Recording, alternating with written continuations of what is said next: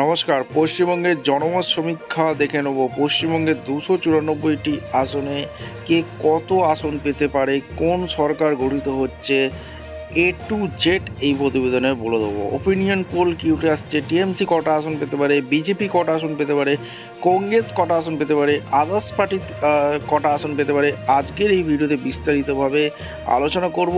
খুব গুরুত্বপূর্ণ ভিডিও। চ্যানেলে ফার্স্ট টাইমে থাকলে চ্যানেলটাকে সাবস্ক্রাইব করে বেল আইকনটা টিপে রাখতে হবে লেটেস্ট গুরুত্বপূর্ণ আপডেট পাওয়ার জন্য। প্রথম আমরা দেখে নেব বাঁকুড়া জেলা। বাঁকুড়া জেলায় 12টি মোট আসন আছে, তার মধ্যে বাঁকুড়া জেলায় বিজেপি ভালো ফল করছে। এইখানে 8টি আসন বিজেপি পেতে চলেছে, টিএমসি 4টি আসন পেতে চলেছে। এরপর আমরা দেখে নেব কোচবিহার জেলা। কোচবিহার জেলা কি হতে চলেছে ফলাফল, ওপিনিয়ন পোল কি উঠে আসছে। টিএমসি কোচবিহার জেলায় টোটাল 9টি আসন আছে, তার মধ্যে তৃণমূল 5টি, বিজেপি 4টি, অন্যান্যরা 0। সব মিলে 21টি আসন আপনাদের সামনে এখন তুলে ধরলাম। 21টির মধ্যে টিএমসি পিছিয়ে আছে 9টি, বিজেপি 12টি আসনে এগিয়ে আছে, অন্যরা কোনো খাতাই খুলতে পারছে না। এরপর আমরা দেখে নেব হুগলি জেলা। হুগলি জেলায় কী ফলাফল হতে যাচ্ছে। হুগলি জেলায় 18টি আসন আছে, 18টির মধ্যে 15টি তৃণমূল পাচ্ছে, বিজেপি 3টি, কংগ্রেস 0, আদার্স পার্টি 0। সব মিলিয়ে তৃণমূল কিন্তু এগিয়ে গেল। 39টি আসন আপনাদের সামনে তুলে ধরলাম, তার মধ্যে তৃণমূল 24 এগিয়ে গেল, বিজেপি 15তে থেমে আছে, আদার্স পার্টি কংগ্রেস 0, আর আদার্স পার্টি সমস্ত কিছু 0, অর্থাৎ তৃণমূল কিন্তু এগিয়ে আছে।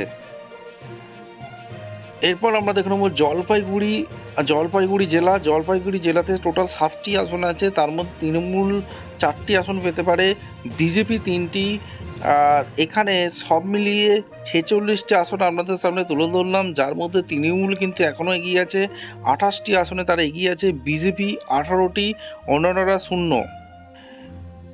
এরপর আপনাদের সামনে তুলে ধরবো হাওড়া জেলা। হাওড়া জেলায় কী ফলাফল হতে যাচ্ছে, ওপিনিয়ন পোল আমাদের কি উঠে আসছে। টিএমসি 16তে 16, কোনো বিজেপি খাতা খুলতে পারছে না, কংগ্রেস 0, আদার্স পার্টি 0, অর্থাৎ টিএমসি হাওড়া জেলায় খুব ভালো ফল করছে, 16 আপনাদের সামনে 62টি আসনের ফলাফল তুলে ধরলাম, যেখানে ওপিনিয়ন পোল বলছে 44টি তৃণমূল জিততে পারে, 18টি বিজেপি, অন্যরা এখনও পর্যন্ত খাতা খুলতে পারেনি।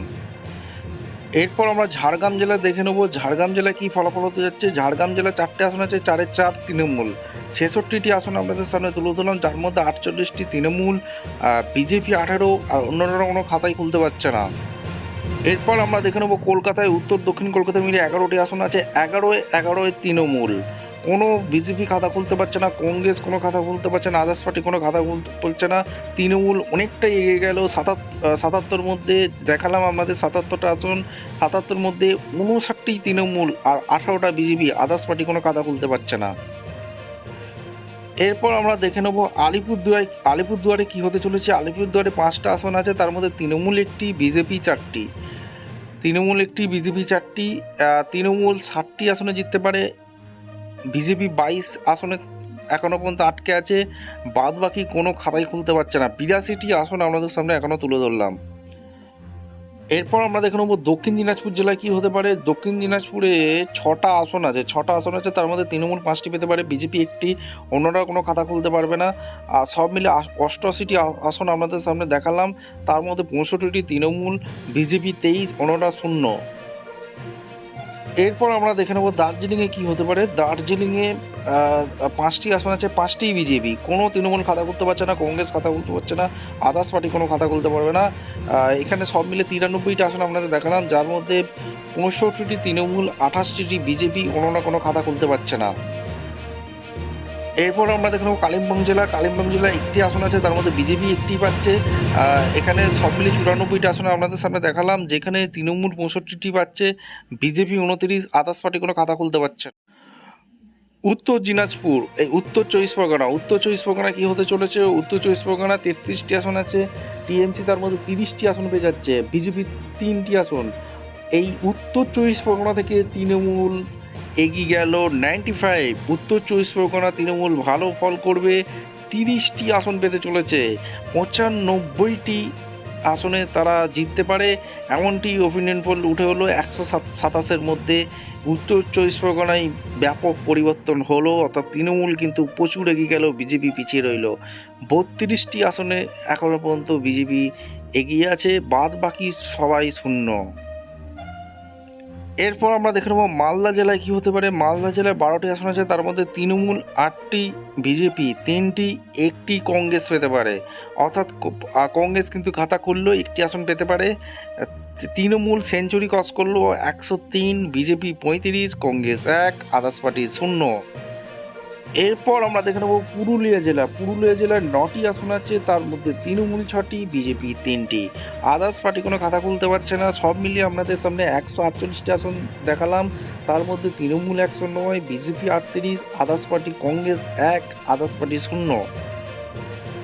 এরপর আমরা দেখাবো মুর্শিদাবাদে কি হতে চলেছে। মুর্শিদাবাদে টোটাল সিট আছে 22টির মধ্যে তৃণমূল একাই 19টি, বিজেপি কোনো খাতাই খুলতে পারবে না, কংগ্রেস 1টি, আদার্স পার্টি 2।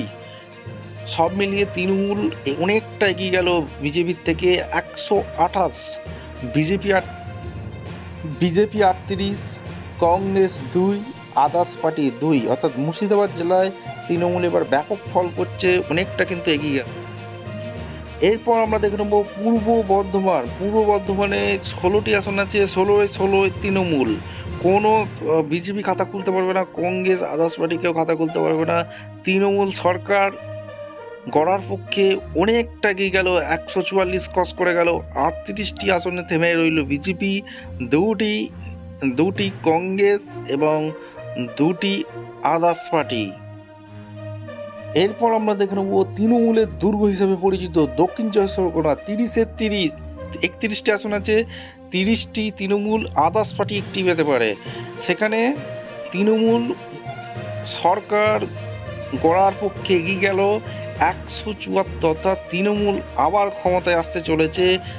আমাদের সমীক্ষা এমনটি উঠে আসছে 174, এবং বিজেপি থেমে যেতে পারে 38, আদার্স কংগ্রেস 2, আদার্স পার্টি 3। অর্থাৎ দক্ষিণ 24 পরগনার তৃণমূলের দুর্গ পার্টিতে তৃণমূল সরকার গড়ে নিল।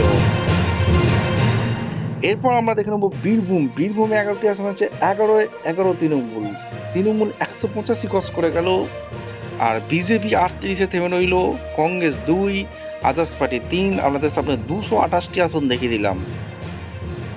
এরপর আমরা দেখে নেব পশ্চিম বর্ধমানে কি হতে পারে। পশ্চিম বর্ধমানে 9টি আসন আছে, তার মধ্যে তৃণমূল 6টি, বিজেপি 3টি। তৃণমূল 191 ক্রস করলো, বিজেপি 41-এ থেমে রইল, কংগ্রেস 2, আদার্স পার্টি 3। এরপর আমরা দেখে নেব উত্তর দিনাজপুরে কী হতে পারে। উত্তর দিনাজপুরে 9টি আসন আছে, তার মধ্যে তৃণমূল 6টি, বিজেপি 3টি। তৃণমূল 197 ক্রস করলো, BJP 44, others Congress 2, others party 3। এরপর আমরা দেখে নেব নদিয়া জেলায় কী হতে পারে। নদিয়া জেলায় 17টি আসন আছে, নদিয়া জেলায় 11টি তৃণমূল, বিজেপি 6। নদিয়া জেলা থেকেই তৃণমূল ডবল সেঞ্চুরি ক্রস করলো, 208টি আসন পেতে চলেছে, এবং বিজেপি 50-এর গণ্ডি পেরিয়েছে, এবং কংগ্রেস 2, আদার্স পার্টি 3। অর্থাৎ নদিয়া থেকেই ডবল সেঞ্চুরি ক্রস করলো।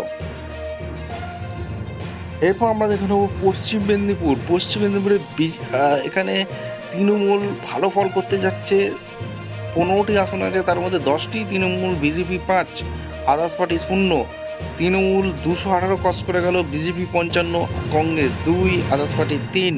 পশ্চিম মেদিনীপুরের ফলাফল আপনাদের সামনে তুলে ধরলাম, 278টি আপনাদের দেখালাম। এরপর শেষ জেলা, সেটা আপনাদের সামনে শেষ জেলা যেটা আপনাদের দেখাবো পূর্ব মেদিনীপুর, বিজেপি শক্ত ঘাঁটি, সেখানেও তৃণমূল ভালো ফল করছে, 10টি আসন পেতে চলেছে, বিজেপি 6, কংগ্রেস 0, আদার্স পার্টি 0। সব মিলিয়ে আমাদের যে সমীক্ষা রিপোর্ট উঠে আসছে সেটা 228 তৃণমূল এইবারে আবারও সরকার করতে চলেছে। বিজেপি 100টিতে থেমে যেতে পারে, কংগ্রেস 2 এবং আদার্স পার্টি 3। এই হচ্ছে সমীক্ষা রিপোর্ট। ভিডিওটা ইনফরমেটিভ মনে হলে চ্যানেলে ফার্স্ট টাইম থাকলে চ্যানেলটাকে সাবস্ক্রাইব করে বেল আইকনটা টিপে রাখুন। দেখা হচ্ছে কোনো পরবর্তী ভিডিও। ধন্যবাদ।